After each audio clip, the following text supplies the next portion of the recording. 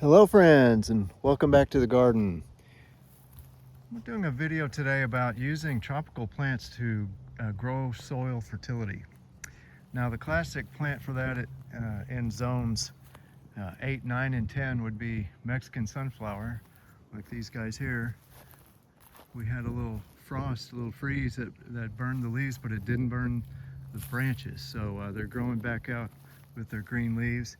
I'm waiting for these to actually get completely frozen, branches and all, and then I'm going to chop and drop these plants. So I'll be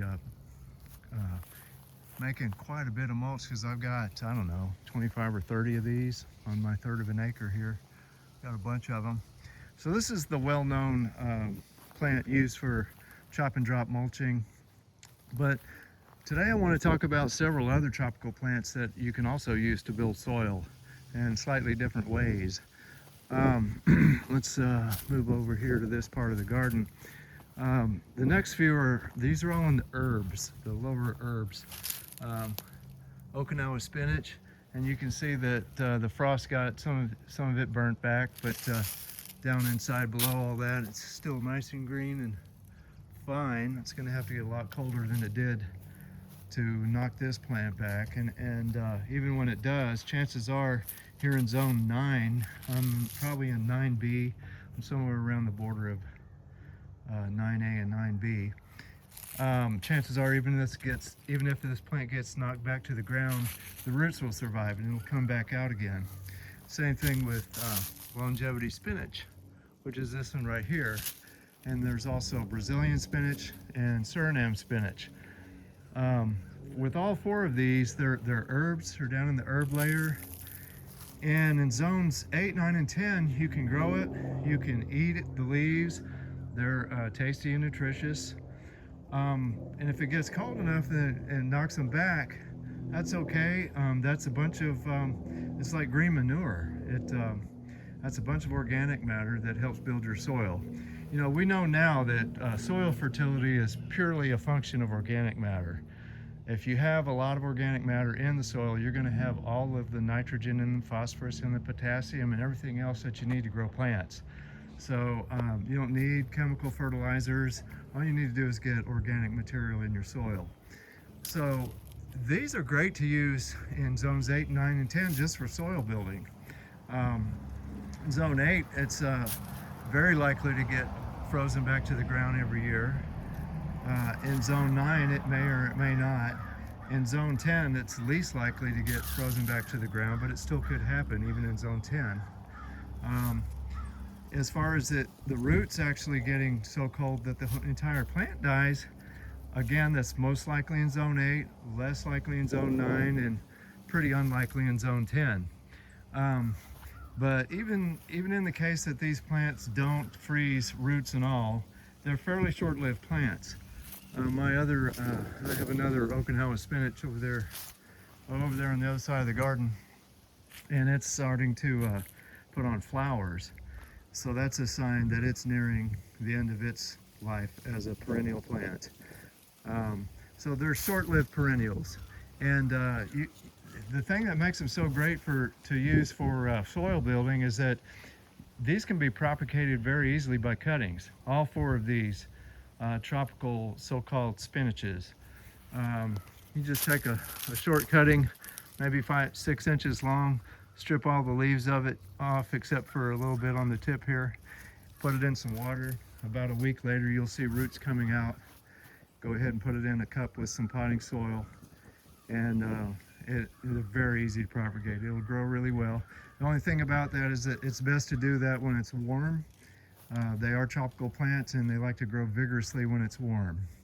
So yes, you can build soil with these. You do need to water them. As tropical plants, when it gets really hot, they will grow fast, but only if you give them water.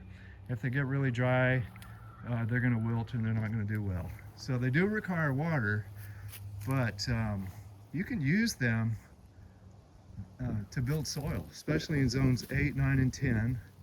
And that goes also for as far as putting a lot of organic matter underground, a lot of carbohydrate sugars. Cassava is great for that. You can grow cassava, and here's one here You can grow it for food, of course, the cassava or yucca. But on this one, what I did was I planted it here, and you can see I cut the whole thing off right there. At the time, there were no leaves and no other branches. So all these other branches grew back. That was during the growing season last year, or earlier this year. I made new plants out of all those. So this is another one that it propagates very easily by cuttings. And so I've got 8 more of these over in the greenhouse that I took from this one plant. And even though this was pruned all the way back to the point where it had no leaves left, it grew out again that much. And what's happening below ground here is it's making big old tubers full of carbohydrates. I could harvest these, but you know, this is a brand new food for us. We just started this year. And I see more value in this plant right here, where I've got a Japanese persimmon planted, and not too far from here, by the way, there's another persimmon, but there's an avocado right over there, and I've got chaya, and I'll be planting some other important plants in here. So the fertility in the ground is more important to me right now. And I will probably, well, we'll wait and see what happens with the winter. If it gets cold enough, this will die all the way back to the ground. And if we have a really, really cold spell, it'll kill the roots and everything, and the plant won't come back. But it's only going to live 2 or 3 years at most, no matter what, even if it stays warm, relatively warm for our location here. So again, this is a great plant for building soil, puts a lot of organic matter in the ground, and that if it's just allowed to sit there and rot away, then your mycorrhizal network will pick up all those nutrients and redistribute them. It adds a lot of carbon, a lot of organic matter to the soil. So a lot of these tropical plants can be used in this way, even chaya. Chaya is the one that probably could live the longest here in zone 9.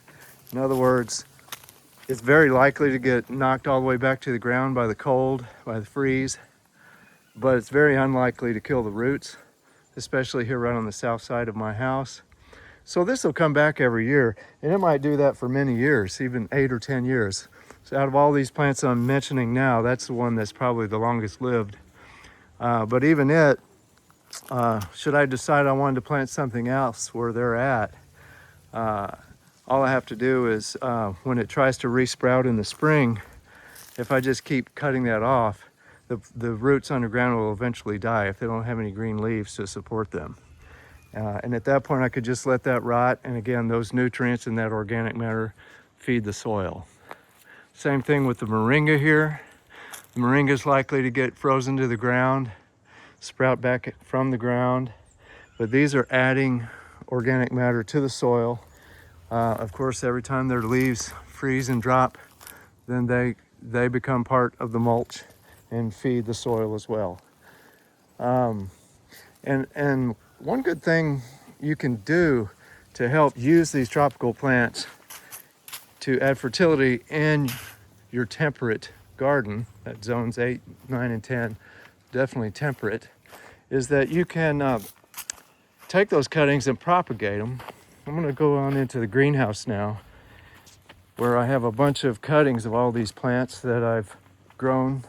All of these in these pots came from cuttings that I started. So just to demonstrate how easy it is to get these plants going. I mean, even these bananas make a tremendous amount of organic material. They're excellent chop and drop plants. And we might get too cold in zones 8, 9, and 10, especially 8 and 9, to ever actually produce banana fruit. But we can sure grow a lot of banana plant matter here and use it for organic matter and fertility. And then there's Okinawa spinach. There's a couple of them here that I've potted up. I'm going to keep them in the greenhouse over the winter. There's a longevity spinach and another one there. And I've got some Suriname spinach. There's one and there's one. I've got the cranberry hibiscus, the false roselle. There's the red type, and then there's the green type. Again, these are fairly short-lived perennials. You can, especially the green type, it just grows like it's on steroids.